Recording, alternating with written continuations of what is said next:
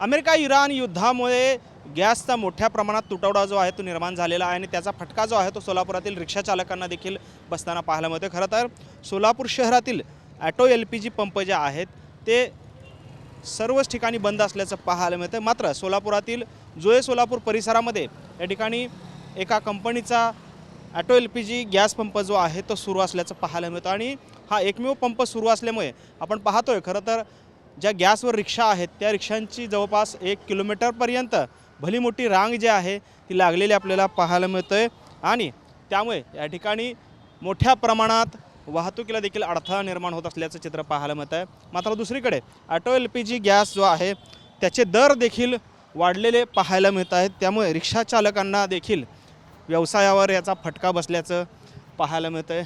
आपण आता आहोत जोये सोलापुरातील या कंपनीच्या गॅस पंपावरती आणि आपण पाहतो या ठिकाणी मोठ्या प्रमाणात रांगा देखील लागलेल्या आहेत, तर दुसरीकडे सलग हे पंप जे आहेत ते सुरू असल्याचं आपल्याला पाहायला मिळतं आहे आणि याचा फटका नक्की रिक्षा चालकांना कसा बसतोय हे देखील आपण पाहूयात।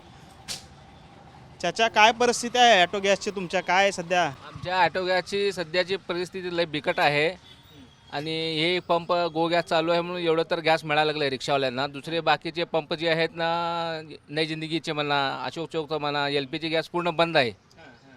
गॅसचा तुटवडा भरपूर चालू आहे आणि रिक्षावाल्याची भरपूर हाल व्हायला. आता मी आता 2 तास उभारून नंबर लागता आलेलो आहे। सकाळ तिथे गेल्यावर धंदा कधी करायचा? कधी धंदा करायचा, कधी घरी जायचं, कधी जेवायचं, काय करायचं बघा। दर काय परिस्थिती आहे? दरामध्ये काय फरक पडलाय का? दर पण जास्त आहे की, दर पण वाढलेलं आहे। रिक्षावाल्याला परवडण्यासारखं झालेलं दर। आधी किती होता आणि आता किती आहे? आधी 52 रुपये 60च्या आत होता, आता 83 रुपये आहे। आणि पॅसेंजर म्हणलं तर भाडं वाढून द्या म्हणलं तर भाडं वाढून द्यायला तयार नाही। 20 सीट असलं तर 10 रुपये घ्या म्हणायला लागलं। कसं परवडणार रिक्षावाल्याला? रिक्षावाल्यांची बिकट परिस्थिती लई बिकट आहे आणि भरपूर हाल व्हायला लागले रिक्षावाल्यांचं।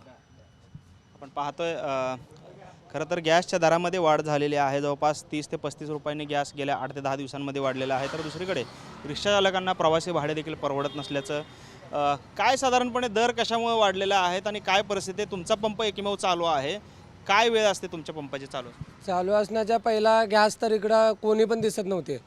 आता की चालू झाल्यापासून तर लाईन लागली। पहिला इथं कुत्रं पण फिरकत नव्हतं, तेव्हा आम्ही 100ला 25चं गॅस फ्री देत होतो।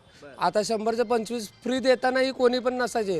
आता ऑल इंडियामध्ये गॅस नसल्यामुळं फक्त सोलापूरमध्येच फक्त आपल्या कंपनीत गॅस भेटत आहे, बाकी दुसरीकडे कुठं पण नाही।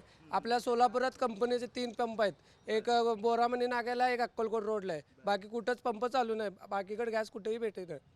पूर्वी साधारणपणे हे युद्धाची परिस्थिती निर्माण होण्याच्या आधी तुमचे दर काय होते आणि आताचे दर काय आहे? पहिल्याची 52 असा रेट होता, तेव्हा 100ला आम्ही 25 रुपये देत होतो एक्स्ट्रा गॅस। म्हणजे तेव्हा 25चा गॅस एक्स्ट्रा देताना काय तर 47 रुपयांनी रेट होता तेव्हा, म्हणजे भेटत होता। म्हणजे गॅसवाल्यांना जरा आमच्यापासून सहारा मिळत होता, जरा रेट कमी होता। बाकीच्या पंपावर 55, 59, 60 रेट होता। आता आपल्या पंपावर 52 रेटने वरनं 25 रुपये ऑफर होता 100ने, कंपनीने केलता तेवढा। आता 85 रुपये झाले। आता 84.95 पॉईंट झालं आहे, ते आता कंपनीकडून वाढलं आहे रेट।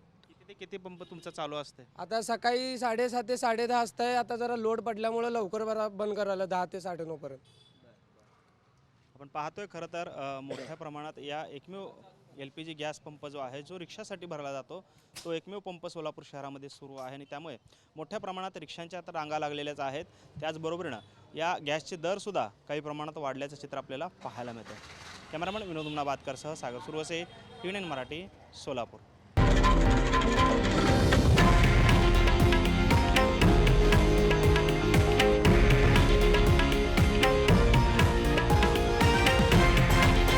हे आहे देशातील नंबर 1 न्यूज नेटवर्क आणि आपण पाहत आहात TV9 मराठी, एकमेव।